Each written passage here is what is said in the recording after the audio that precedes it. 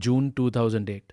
मैंने आंखें खोली तो खुद को एक ऐसे कमरे में पाया जहां हर तरफ गिरते हुए स्टॉक चार्ट्स और सस्ती सिगरेट की बदबू फैली हुई थी। ये एक हाई एंड ट्रेडिंग सेंटर था, ऐसी जगह जिसे मैंने पहले सिर्फ पुरानी तस्वीरों में देखा था। हॉल के ऊपर लगे विशाल स्क्रीन पर हरे नंबर लगातार नीचे गिर रहे थे। मेरे चारों तरफ लोग टूट चुके थे। एक आदमी ने अपनी पानी की बोतल इतनी जोर से दबा रखी थी कि वो उसके हाथ में ही फट गई। एक औरत फोन पर रोते हुए सामने वाले से रहम की भीख मांग रही थी। हॉल के बीचों बीच एक चमकीली फूलों वाली शर्ट पहने आदमी फर्श पर बैठा था, बिल्कुल बेजान। उसकी आंखों में कुछ भी नहीं बचा था। ये चीन के स्टॉक मार्केट के इतिहास का सबसे भयानक क्रैश था।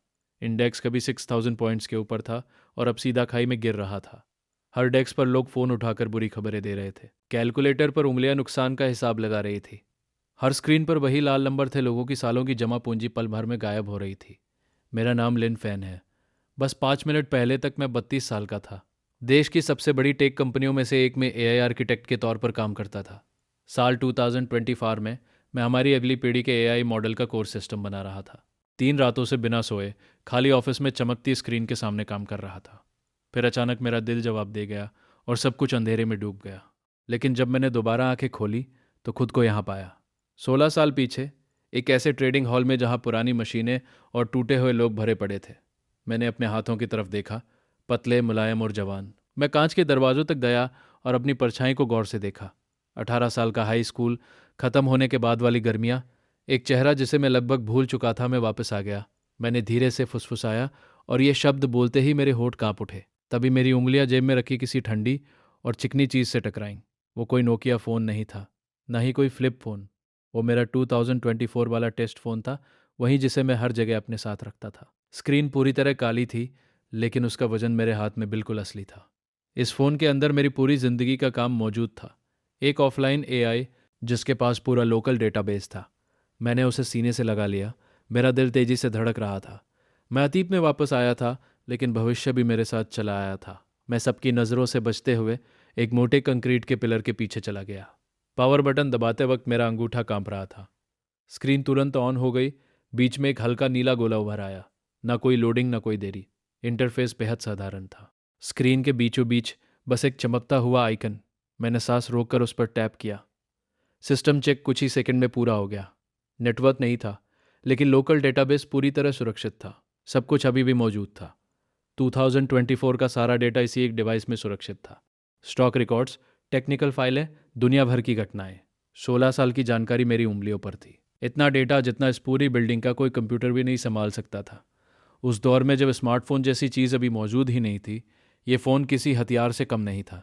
मैंने सर्च बार खोली और टाइप करना शुरू किया। 12 जून 2008। मैंने आज की तारीख डाल दी। क्वेरी तैयार होते ही एआई ने जवाब दे दिया। पूरा स्टॉक चार्ट सामने आ गया। आज के हर प्राइस मूवमेंट का रिकॉर्ड पहले से मौजूद था। आज मार्केट क्रैश हुआ था। लगभग हर स्टॉक अपने लोअर लिमिट तक गिर चुका था, लेकिन एक नाम सबसे अलग दिख रहा था, हाईहोंग होल्डिंग्स। आज दोपहर 2:45 बजे सब कुछ बदलने वाला था। एक लीक हुई बिजनेस डील की खबर बड़े निवेशकों को खींच लाएगी और यह स्टॉक दिन के सबसे निचले स्तर से सीधा सबसे ऊंचे स्तर तक पहुंच जाएगा। चार्ट पर एकदम सीधी ऊपर जाती हुई लाइन बनी हुई थी। सिर्फ एक दोपहर में 20% का उछाल। मैं उन नंबरों को घूरता रह गया। ये सच था और ये सब आज ही होने वाला था। यही अभी 20% का मुनाफा, और पूरी दुनिया में सिर्फ मुझे इसकी जानकारी थी। मेरे पास 40 मिनट थे। मुख्य बोर्ड पर लगी घड़ी 2:05 दिखा रही थी। हाई होंग होल्डिंग्स वहीं बोर्ड पर चमक रहा था। 9-10-8% नीचे, पूरी तरह तली में अटका हुआ। सेल ऑर्डर की लाइनें लगी हुई थी। इस हॉल में कोई भी उसे छूना नहीं चाहता था, कोई भी नहीं, सिवाय मेरे। बस एक समस्या थी। मैंने जेब टटोली। एक मुड़ा तुड़ा 50 युआन का नोट और एक आईडी कार्ड। बस यही मेरी पूरी दौलत थी। अगर वो 50 भी दोगुना हो जाता तब भी सिर्फ 100 युआन बनते। उससे कुछ नहीं होने वाला था। मुझे असली पैसा चाहिए था, किसी और का पैसा। मेरी नज़र हॉल में घूमते हुए उस फूलों वाली शर्ट पहने आदमी पर जाकर रुकी, जो अब भी फर्श पर बैठा था। मैं उसे अपनी पिछली ज़िंदगी से जानता था। उसकी पूरी कहानी खबरों में छपी थी। जियाओ दाहो, हाईचेन का सबसे बड़ा प्राइवेट ट्रेडर। उसने अपना सब कुछ मार्केट में झोंक दिया था, घर, गाड़ी और आखिरी सिक्का तक। असली टाइमलाइन में वो आज सब कुछ हार गया था। फिर इसी बिल्डिंग के बाहर जहर पी लिया और वहीं उसकी कहानी ख़त्म हो गई। अगर किसी ने उसे नहीं रोका तो आज रात तक ये आदमी मर चुका होगा। मैंने एक पल के लिए आंखें बंद की। जब दोबारा खोली तो घबराहट गायब थी। मैं उसकी तरफ चल पड़ा। 18 साल का शरीर, 32 साल का दिमाग और किस्मत बदलने के लिए सिर्फ 40 मिनट। दाहू अब भी अपनी स्क्रीन पर गिरते लाल नंबरों को घूर रहा था। अपना पैसा वापस कमाना चाहते हो? मैंने धीमी लेकिन भरोसेमंद आवाज में कहा। उसके लिए मैं कोई नहीं था, बस एक काले स्वेटर में खड़ा कोई किशोर लड़का। उसे धीरे धीरे सिर उठाया। उसे समझ नहीं आया कि मैं वहां क्यों खड़ा हूं। फिर उसकी उलझन गुस्से में बदल गई। दफा हो जाओ, वो झल्लाकर बोला। मैं बिजी हूं। मैं अपनी जगह से हिला तक नहीं। उसके पीछे हाई होंग का चार्ट अब भी गिर रहा था। उसने मुझे फिर देखा, इस बार ज्यादा ध्यान से, जैसे मुझे पढ़ने की कोशिश कर रहा हो। तुम्हारा पूरा पैसा एक ही स्टॉक में फंसा है, high Hong holdings, 8 lakh yuan. सब कुछ उसी में अटका हुआ है। क्या मैं गलत हूं? मैंने उसके चेहरे का रंग बदलते देखा। ये रकम किसी को नहीं पता होनी चाहिए थी। उसे नहीं पता था कि मेरे एआई ने उसके हाथ में पकड़ी ट्रेडिंग स्लिप के मुड़े हुए कोने को पहले ही स्कैन कर लिया था। कागज का बस एक छोटा सा हिस्सा दिख रहा था, लेकिन एआई ने उसी से पूरी तस्वीर तैयार कर ली थी। मैं उसके पोजीशन की हर डिटेल जानता था। मुंह खोलने से पहले ही दाऊ तुरंत खड़ा हो गया। उसकी आंखें शक से भरी थी। तुम्हें यह कैसे पता? वो जरूरी नहीं है, मैंने कहा और मुख्य बोर्ड की तरफ इशारा किया। मार्केट बंद होने में 40 मिनट बाकी है। हाई होंग अभी अपने डेली लो पर अटका हुआ है। कोई भी इसके पास नहीं फटकेगा। अगर तुम नहीं चाहते कि कल भी आज जैसा हो, तो तुम्हारे पास सिर्फ एक रास्ता है। मेरी बात सुनो, तुम्हारी बात सुनो। उसका चेहरा सख्त हो गया। एक स्कूल का लड़का मुझे स्टॉक सिखाएगा। वो हाथ बांधकर मुझे घूरने लगा। उसे अब भी मेरी किसी बात पर भरोसा नहीं था। मेरे होठों पर हल्की सी मुस्कान आ गई। मुझे स्टॉक्स आते हैं या नहीं, इससे कोई फर्क नहीं पड़ता। फर्क एक और चीज़ से पड़ता है।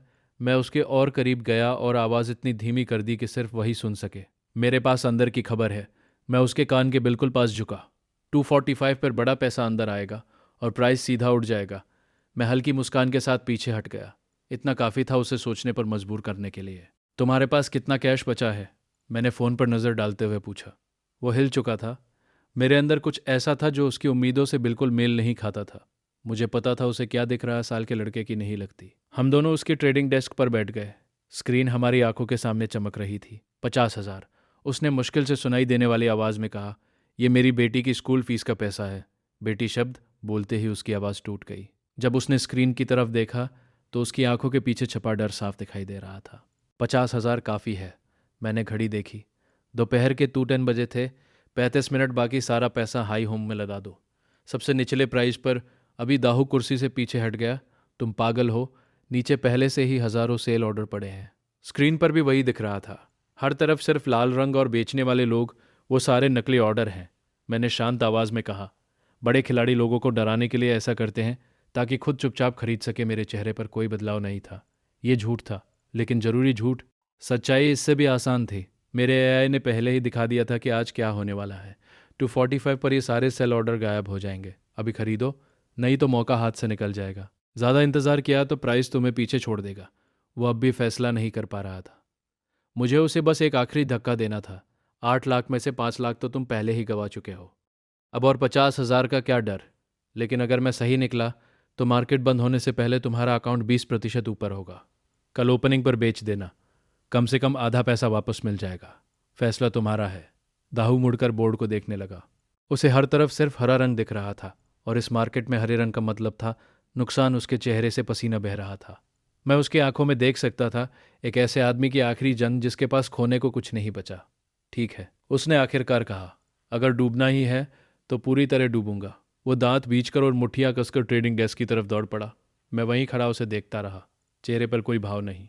मेरी जेब में रखा फ़ोन चमका। Trust level 85%। मूवमेंट शुरू होने में 34 मिनट बाकी। सब कुछ प्लान के मुताबिक चल रहा था। इस नई जिंदगी की पहली कमाई पैसा नहीं होने वाली थी, बल्कि एक ऐसा आदमी जो मुझ पर एहसानमंद रहेगा। मिनट धीरे धीरे बीतते गए। पूरा हॉल गिरते मार्केट को कोस रहा था, लेकिन मेरी और दाहू की नज़र सिर्फ एक नाम पर थी, हाई होंग होल्डिंग्स। हम ट्रेडिंग फ्लोर के बीच खड़े इंतज़ार कर रहे थे, वो हाथ बांधे हुए, मैं फ़ोन हाथ में लिए। दोपहर के 2:40, लेकिन स्टॉक अब तक हिला भी नहीं था। दाहू का चेहरा पीला पड़ चुका था। स्क्रीन पर अब भी -9% लिखा था। हाई होंग अभी भी डेली लो पर अटका हुआ था। एक भी खरीदार नहीं। लड़के, उसने दांत बींचते हुए कहा। कहीं तुम मेरे साथ खेल तो नहीं रहे? ये स्टॉक तो हिला तक नहीं। वो मेरे और करीब आकी। चुप रहो, मैंने बिना उसकी तरफ देखे कहा। बस देखते रहो।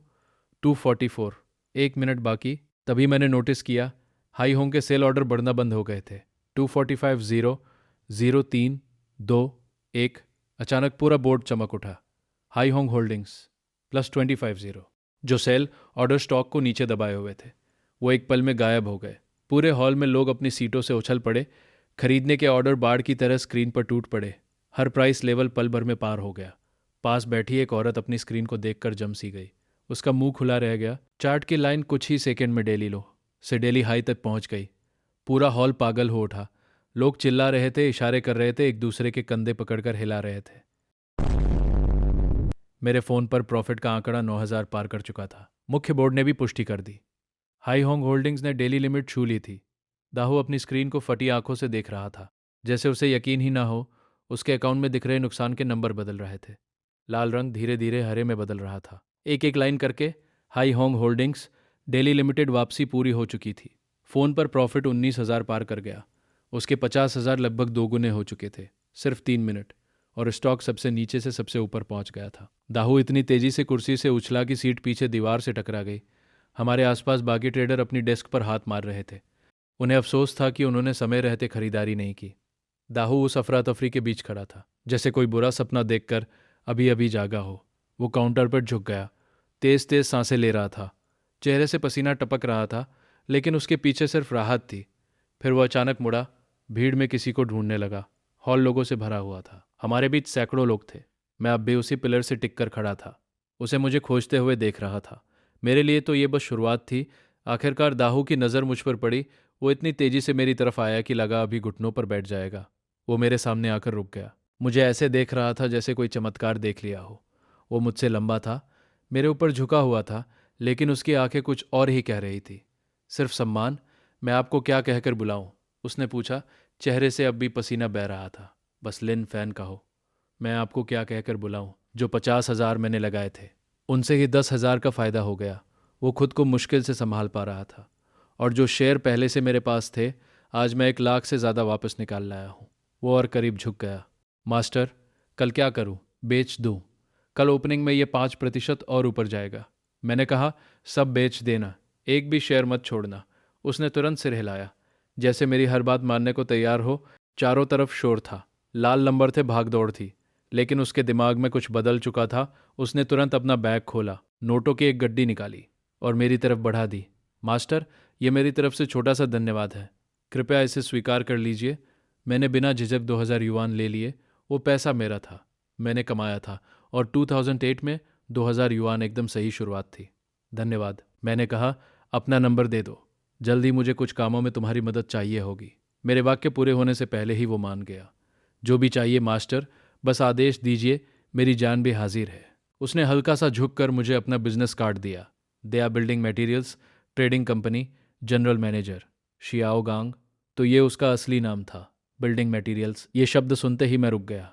यूएच के परिवार की फैक्ट्री इसलिए बर्बाद होने वाली थी क्योंकि उसकी बिल्डिंग मटेरियल्स सप्लाई चेन टूटने वाली थी, और अब उस दुनिया में मेरा सीधा संपर्क मौजूद था। मेरे चेहरे पर मुस्कान आ गई। मैं मुड़ा और बाहर की तरफ चल पड़ा। दरवाज़ा खुलते ही धूप अंदर आ गई। जेब में 2,000 युआन थे और दिमाग में नया प्लान तैयार हो चुका था। लेकिन उससे पहले मुझे जल्दी करनी थी। यूएच के पिता सब कुछ खो दे, उससे पहले हर दिन की कीमत थी। घड़ी चल चुकी थी। वो मौका बंद होने से पहले मुझे इस पैसे को कुछ बड़ा बनाना था। और 2008 में अगर पता हो कहाँ देखना है तो मौके हर जगह पड़े थे। पैसा कमाने का रास्ता सिर्फ स्टॉक मार्केट नहीं था। एक और जगह थी जहाँ मेरी स्किल्स मुझे बहुत जल्दी पैसा दिला सकती थी। मैंने अपना फ़ोन निकाला। स्क्रीन पर एआई तुरंत एक्टिव हो गया। मेरे लिए कुछ सर्च करो, मैंने कहा। 2008 में अभी के समय कोई बड़ा टेक प्रॉब्लम या इनाम वाला काम है क्या? सिस्टम तुरंत प्रोसेस करने लगा। कुछ ही सेकंड में रिजल्ट सामने आ गए। आज रात 8 बजे जिनशान नाम की एक मशहूर एंटीवायरस कंपनी के सर्वर पर बड़ा साइबर अटैक होने वाला था। उसी समय पांडा वायरस का नया वर्जन डार्क वेब में तेज़ी से फैल रहा था और एक हैकर फोरम पर घोषणा की गई थी, जो भी इसका समाधान लिख देगा उसे 50,000 युआन मिलेंगे। मैं चलते चलते रुक गया। 50,000। मेरा हाथ धीरे से नीचे आ गया और होठों पर मुस्कान फैल गई। इनाम छोटा था, लेकिन शुरुआत के लिए काफ़ी था। मैं सीधे सबसे नज़दीकी इंटरनेट कैफ़े की तरफ बढ़ गया। 2008 की वो गर्मी पूरे शहर पर बोझ बनकर टूटी हुई थी।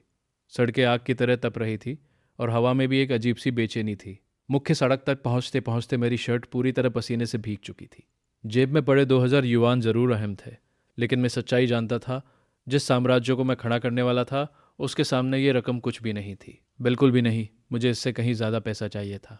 बहुत ज़्यादा। मैंने एक लाल टैक्सी रोकी, ब्लैक ईगल इंटरनेट कैफ़े। मैंने ड्राइवर से कहा, सूफू रोड, हाई चेन का सबसे बड़ा इंटरनेट कैफ़े। ठीक वही जगह जहाँ मुझे जाना था।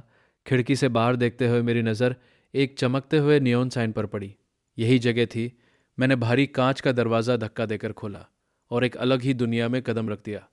अंधेरी शोरगुल से भरी और पुराने कंप्यूटरों से ठसाठस भरी हुई। हल्की रोशनी में सैकड़ों मोटे बॉक्स जैसे मॉनिटर चमक रहे थे।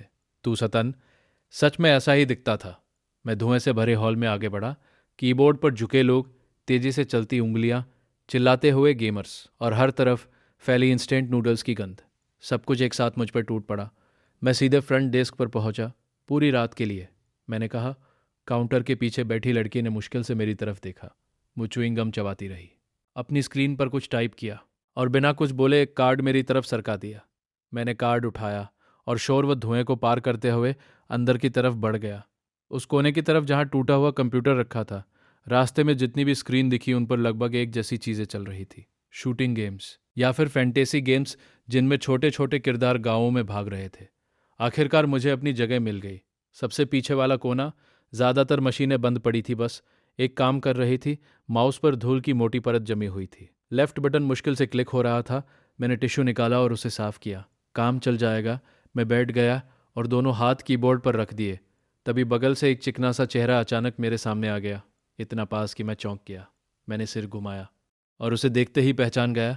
हाथ में सॉसेज, गोल मटोल चेहरा, वही बेवकूफ़ी भरी मुस्कान। झू दापांग, हाई स्कूल के पूरे 3 सालों में मेरा सबसे अच्छा दोस्त। मेरी पिछली जिंदगी में जब मेरे पास कुछ भी नहीं बचा था, तब इसी आदमी ने अपनी कार बेचकर मुझे पैसे दिए थे। लेकिन अभी वो बस 18 साल का एक लड़का था, हेडफोन लगाए, किसी ऑनलाइन गेम में खोया हुआ। उसने अपने बच्चे जैसे चेहरे के साथ मुझे देखकर मुस्कुराया। ना कोई चिंता, ना कोई बोझ। मैं भी मुस्कुरा दिया। उसे इस हालत में देखना मेरी उम्मीद से कहीं ज़्यादा असर कर गया। उसकी स्क्रीन पर कोई फैंटेसी दुनिया चल रही थी। गांव, बाजार और एक छोटा किरदार कच्ची सड़क पर भागता हुआ। तू यहाँ कैसे? उसने पूछा। मुझे लगा था इन दिनों तू घर पर आराम कर रहा है। उसका एक हाथ अब भी माउस पर था।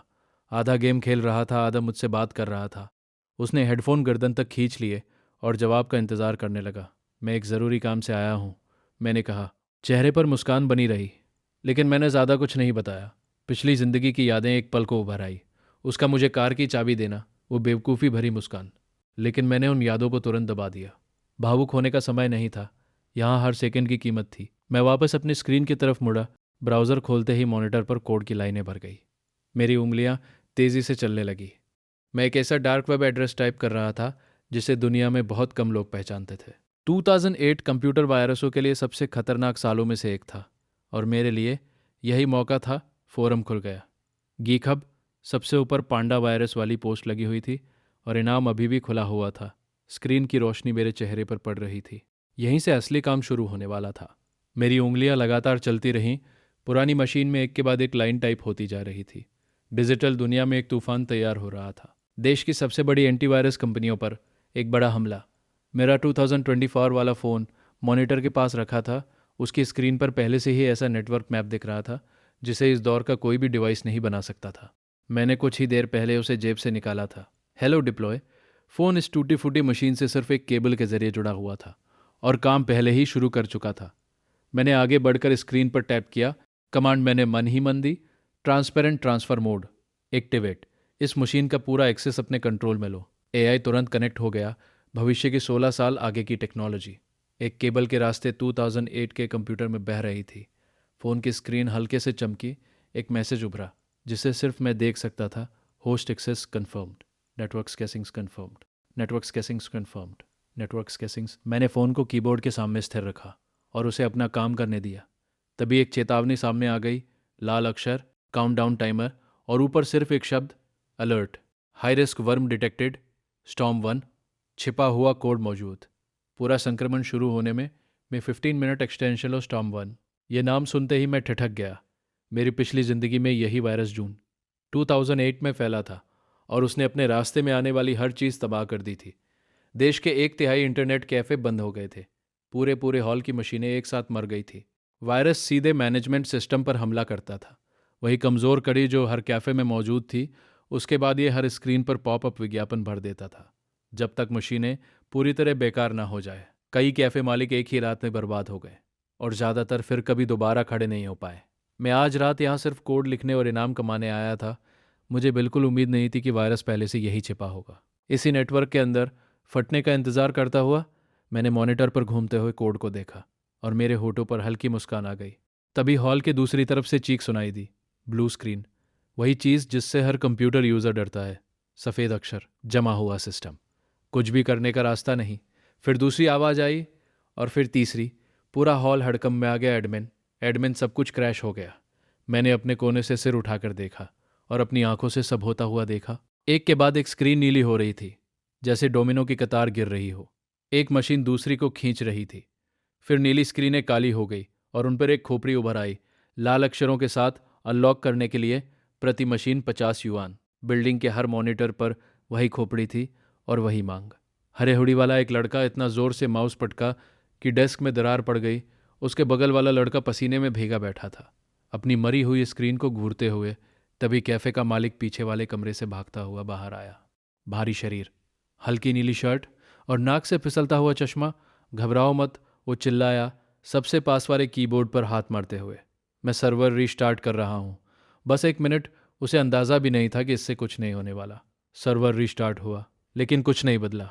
लाल ताला फिर से स्क्रीन पर लौट आया, यहाँ तक कि उसका बिलिंग सिस्टम भी लॉक हो चुका था। उसका पूरा बिजनेस, हर मशीन, हर सिस्टम, सब कुछ ठप। अब उसकी आंखों में असली डर साफ दिख रहा था। वीकेंड की रात, 300 सीटें भरी हुई और एक भी कंप्यूटर काम नहीं कर रहा था। वो लाल रोशनी से भरे हॉल के बीचों बीच खड़ा था। उसकी आवाज़ टूट रही थी, जो भी इसे ठीक कर देगा उसे पूरे 1 साल फ्री इंटरनेट मिलेगा। लेकिन किसी ने जवाब नहीं दिया। उसने अपना पुराना नोकिया फ़ोन निकाला, छोटी सी स्क्रीन वाला, और तुरंत रिपेयर कंपनी को कॉल मिलाई। उधर से जवाब आया, कम से कम 2 घंटे लगेंगे। अपने कोने में बैठा मैं ये सब बिना हिले डुले देख रहा था। मेरी स्क्रीन भी बाकी सबकी तरह नीली दिख रही थी, लेकिन वो सिर्फ दिखावा था। अंदर से एआई का पूरा कंट्रोल अभी भी मेरे पास था। वायरस का सोर्स स्कैन करो, मैंने आदेश दिया, और मेरे लिए एक किल स्क्रिप्ट तैयार करो। जितनी तेज़ और ख़तरनाक बना सकते हो बनाओ। फ़ोन की स्क्रीन चमक उठी। कुछ ही सेकंड में कोड की लाइनें भरने लगी। Command confirmed, generating progress bar. मेरी पलक झपकने से पहले ही पूरा हो गया। घना, सटीक और बेहद खतरनाक कोड स्क्रीन पर बह रहा था। एआई ने एक हथियार तैयार कर दिया था, ऐसा हथियार जो 2008 की दुनिया से कम 10 साल आगे था। मैंने स्क्रीन पर उसे ध्यान से पढ़ा। एक भी लाइन बेकार नहीं थी। दापांग मेरे बगल में बैठा आंखें फाड़े देख रहा था। मैंने दोनों हाथ कीबोर्ड पर रख दिए और मेरे अंदर कुछ बदल गया। मैं अब किसी सस्ते इंटरनेट कैफ़े में बैठा 18 साल का लड़का नहीं था। मैं वो आदमी था जो कभी नेस्टेक में चीफ टेक्नोलॉजी ऑफिसर्स के पद तक पहुंचा था। मैंने एंटर दबाया, नीली स्क्रीन गायब हो गई। उसकी जगह काली कमांड विंडो खुल गई। मेरी उंगलियां तेजी से चलने लगी, एआई के बनाए कोड को लाइन दर लाइन सिस्टम में डालते हुए। हर हरकत सटीक थी, तेज थी, काबू में थी। पुराने कीबोर्ड पर हर बटन दबने की आवाज़ साफ सुनाई दे रही थी। दापांग मेरी तरफ झुकाया। तुझे कोडिंग भी आती है? उसने पूछा। वो इतना घूर रहा था कि उसके मुंह से सॉसेज गिरकर सीधे उसकी पेंट पर जा गिरी। मैंने कोई जवाब नहीं दिया। मेरी नज़र स्क्रीन पर टिकी रही। विंडो के सबसे ऊपर एक नाम चमक रहा था, किलस्टार्म। दापांग खुले मुंह के साथ स्क्रीन देखता रहा। असल में मैं एआई के आउटपुट को ऐसे कोड में बदल रहा था जिसे 2008 की मशीनें समझ सके। हथियार एआई ने बनाया था, उसे इस दुनिया के हिसाब से डालना मेरा काम था। 5 मिनट बाद मैंने आखिरी कैरेक्टर टाइप किया और ज़ोर से एंटर दबा दिया। मेरे बगल में बैठा दापांग भी चौंक गया। एक हरी प्रोग्रेस बार स्क्रीन पर उभर आई। लोकल स्कैन पूरा, सभी मशीनों पर पैच भेजा जा रहा है। मेरी मशीन साफ हो चुकी थी और फिक्स पूरे नेटवर्क में फैलना शुरू हो चुका था। मेरे बगल वाली स्क्रीन पर अब भी लाल खोपड़ी चमक रही थी। फिर अचानक वो झपकी और गायब हो गई। उसकी जगह विंडोज़ एक्सपी का परिचित डेस्कटॉप खुल गया। नीला आसमान, हरी पहाड़ियाँ, फिर दूसरी मशीन, तीसरी, चौथी, 5वें। पूरा सेक्शन एक एक करके वापस जिंदा होने लगा। हॉल के दूसरी तरफ बैठा एक लड़का खुशी से कुर्सी से उछल पड़ा। पूरी फ्लोर जाग रही थी।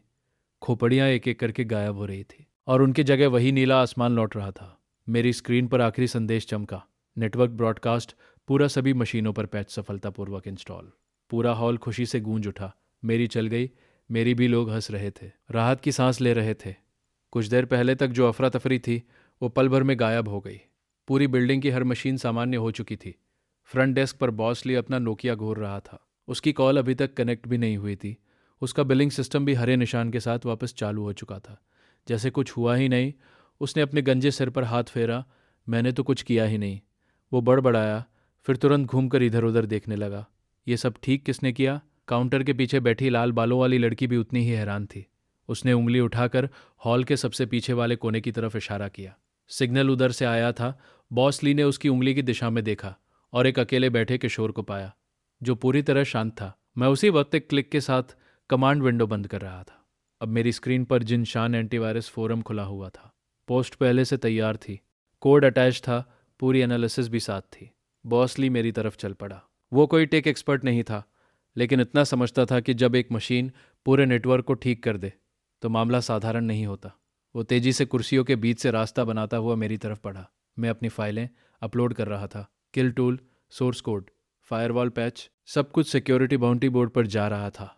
अपलोड बार 62% पार कर चुका था और लगातार बढ़ रहा था। पोस्ट का टाइटल बहुत सीधा था, स्टॉर्म 1 किल टूल और कोड एनालिसिस, बाउंटी 50,000 युआन। मेरे पीछे खड़ा बॉस ली सदमे में था। उसके मुंह से शब्द तक नहीं निकल रहे थे। दापांग भी मेरे पीछे खड़ा सांस रोके सब देख रहा था, जैसे उसने किसी एलियन को देख लिया हो। तू चुपके से हैकर कब बन गया? उसने पूछा। मैंने जवाब नहीं दिया। बॉस ली अब भी पीछे खड़ा था। बाकी काम फोरम संभाल लेगा, मैंने शांत स्वर में कहा। उसी समय शहर के दूसरी तरफ एक तेज रोशनी वाले ऑफिस में कोड वेरिफिकेशन सिस्टम चल रहा था। 20% और लगातार बढ़ रहा था। दर्जनों इंजीनियर सिर पकड़कर बैठे थे। सब एक ही वायरस से जूझ रहे थे। तभी एक इंटर्न अचानक चिल्लाया, सर, किसी ने फोरम पर किल टूल अपलोड किया है। पोस्ट पहले ही लाइव हो चुकी थी। पूरा डाउनलोड लिंक, पूरा कोड और एक स्टार्ट बटन। टीम लीड ने बिना देखे हाथ हिला दिया। फोरम पर समय बर्बाद मत करो, शायद कोई क्लिकबेट होगा या फिर वायरस का नया वर्जन। टेक डायरेक्टर ने भी सिर नहीं उठाया। उसकी उंगलियां कीबोर्ड पर ऐसे चल रही थी जैसे समय से लड़ रही हों। सर प्लीज़, इंटर्न फिर बोला। इस बार उसकी आवाज़ कांप रही थी। किल टूल उसके सिस्टम पर पहले ही चल चुका था। 43%। ये कोड कमाल का है, वो फुसफुसाया। एक डायरेक्टर ने आखिर टाइप करना बंद कर दिया। वो अपनी कुर्सी घुमाकर सीधे उसके पास पहुंचा। स्क्रीन पर एक नज़र पड़ते ही उसकी आंखें बदल गई, तेज, गंभीर और थोड़ी डरी हुई। कोड की संरचना बेदाग थी, साफ, संतुलित, एकदम सटीक। कमरे के सारे इंजीनियर उसके पीछे इकट्ठा हो गए। ये बेहद कम मेमोरी इस्तेमाल कर रहा था और उनकी पूरी टीम ने एक हफ्ते में जो बनाया था उससे कहीं तेज चल रहा था। ये किसने लिखा है? टीम लीड की आवाज़ अब पूरी तरह बदल चुकी थी। ये देश के किसी टॉप हैकर का काम लगता है। इसे डाउनलोड करो और अभी पूरे नेटवर्क में भेजो। 3 मिनट बाद वो पैच पूरे नेटवर्क की मशीनों तक भेजा जा रहा था। उधर मेरी स्क्रीन पर एक प्राइवेट मैसेज उभरा, जिन शान सिक्योरिटी सेंटर, वेरीफाइड अकाउंट। दोस्त, तुम्हारा कोड परफेक्ट है, तुमने हमें कीमती समय खरीद कर दिया है। तभी मेरा फ़ोन वाइब्रेट हुआ। बैंक नोटिफिकेशन, 50,000 युआन मेरे अकाउंट में पहुंच चुके थे। मैसेज आगे भी जारी था, बीजिंग आना चाहोगे? अपनी सैलरी खुद तय करो। और जवाब में सिर्फ 2 शब्द टाइप किए, अभी पढ़ाई कर रहा हूँ। फिर मैंने विंडो बंद कर दी। बाउंटी से 50,000, स्टॉक मार्केट से 2,000। मेरी शुरुआती पूंजी तैयार थी। मैं खड़ा हुआ और फ़ोन की केबल निकाल दी, फिर पीछे मुड़ा। बॉस ली अब भी मुझे ऐसे घूर रहा था जैसे मेरे 2 सिर उग आए हों। शायद वो पूरी देर वहीं खड़ा था। वैसे क्या मेरे इंटरनेट का बिल माफ़ हो सकता है? मैंने सबसे मासूम मुस्कान के साथ पूछा। बॉस ली लगभग अपने ही पैरों में उलझ गया। माफ़, सब कुछ फ्री, जब चाहे आ जाओ, ड्रिंक्स भी फ्री। वो दोनों हाथ रगड़ते हुए मुस्कुरा रहा था। अभी जो वायरस आया था, तुमने आखिर किया कैसे? आपके सिस्टम में एक बड़ा सिक्योरिटी होल था। मैंने कहा, मैंने सर्वर भी पैच कर दिया है। अब ये वायरस दोबारा अंदर नहीं घुस पाएगा। मैंने ये बात ऐसे कही जैसे वायरस ठीक करना जूते के फीते बांधने जितना आसान हो। बॉस ली ने सिर हिलाया। अगर ये सारी रात चलता रहता तो मेरा लाखों का नुकसान हो जाता। धन्यवाद। वो अब भी मुस्कुरा रहा था। काउंटर के पीछे हाथ डालकर उसने 1,000 युआन का इंटरनेट कार्ड निकाला। मैंने सिर हिला दिया। कार्ड अपने पास रखिए। बस इतना कर दीजिए कि जब मेरा दोस्त दापांग यहाँ आए तो उसे हमेशा सबसे अच्छी मशीन मिले। मेरे पीछे अचानक धप की आवाज़ आई। दापांग सीधे फर्श पर घुटनों के बल गिर गया और मेरा पैर पकड़ लिया। आज से तू मेरा सगा भाई है। वो इतनी जोर से मुस्कुरा रहा था कि उसकी आंखें ही गायब हो गई। मैंने उसे हल्का सा धक्का दिया। वो फिर फर्श पर जा गिरा और वहीं बैठकर घायल चेहरे वाला एक्सप्रेशन बनाने लगा। मैंने फ़ोन निकाला। रात के 10:30 बज रहे थे। कल सुबह तक देश की हर बड़ी सिक्योरिटी कंपनी उस इंसान को ढूंढ रही होगी जिसने वो पोस्ट डाली थी, लेकिन मुझे शोहरत से कोई मतलब नहीं था। मेरे पास उससे भी ज़्यादा ज़रूरी काम थे। कैफ़े से बाहर निकलते ही ठंडी रात की हवा मेरे चेहरे से टकराई। मैंने मन ही मन एआई से पूछा। शेन यूचू की मौजूदा लोकेशन पता करो। कुछ ही सेकंड में जवाब आ गया। फ़ोन की स्क्रीन चमक उठी। Target Shen Yuchu, Hai Chen central hospital, emergency विभाग, पिता भर्ती, हार्ट अटैक। ये देखते ही मेरे अंदर सब कुछ थम गया। मेरी पिछली ज़िंदगी में यही रात थी। ठीक यही रात कुछ गुंडे अस्पताल पहुंच गए थे। पैसे मांगने यूचू के पिता गिर पड़े थे और उसकी मदद करने वाला कोई नहीं था। जो लोग आए थे वो बात करने नहीं आए थे, वो सब कुछ छीनने आए थे। अपने पिता की सर्जरी करवाने के लिए यूचू को अपने ही खून से कॉन्ट्रैक्ट पर साइन करना पड़ा था। यहाँ तक कि वो उस अमीर लड़के के आगे भी गिड़गिड़ाई थी जो बाद में उसकी पूरी ज़िंदगी बर्बाद कर देता। वही रात थी जब उसकी ज़िंदगी टूट गई थी और मेरी भी। लेकिन इस बार नहीं। मैंने सड़क पर एक टैक्सी रोकी और सीधे पीछे वाली सीट पर बैठ गया। ड्राइवर ने शीशे से मुझे देखा। सेंट्रल हॉस्पिटल, मैंने कहा, जितनी तेज़ चला सकते हो चलाओ।